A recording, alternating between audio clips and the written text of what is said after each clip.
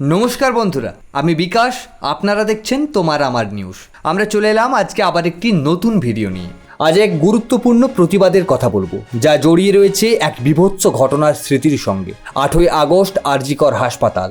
রাতভর প্রতিবাদে ডাক দিলেন রাজ্যের জুনিয়র ডাক্তাররা।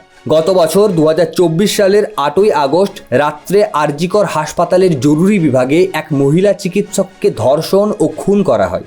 রাত 12টা থেকে ভোর 4টা পর্যন্ত ঘটে যাওয়া এই মর্মান্তিক ঘটনার রেশ এখনও তাজা বাংলার মনে।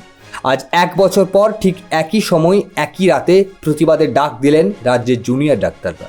মঙ্গলবার সাংবাদিক বৈঠকে ওয়েস্ট বেঙ্গল জুনিয়র ডাক্তার ফ্রন্টের মুখ দেবাশিস হালদার জানালেন, 8ই আগস্ট রাত্রি 12টা থেকে শ্যামবাজারে জমায়েত করবেন তারা। সেখান থেকে মশাল মিছিল যাবে কলেজ স্কোয়ার পর্যন্ত।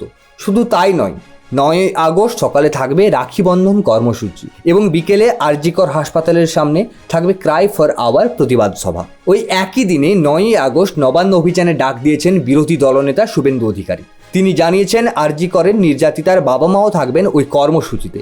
তবে রাজনীতি থেকে নিজেদের দূরে রাখতে সেই মিছিলে অংশ নেবেন না বলে স্পষ্ট জানিয়ে দিয়েছেন জুনিয়র ডাক্তাররা।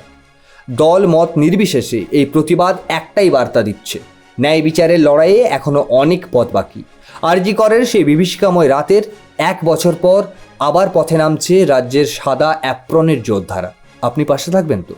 আমরা আগামীকাল আসছি আবার একটি নতুন ভিডিও নিয়ে। ততক্ষণ পর্যন্ত ভালো থাকুন, সুস্থ থাকুন।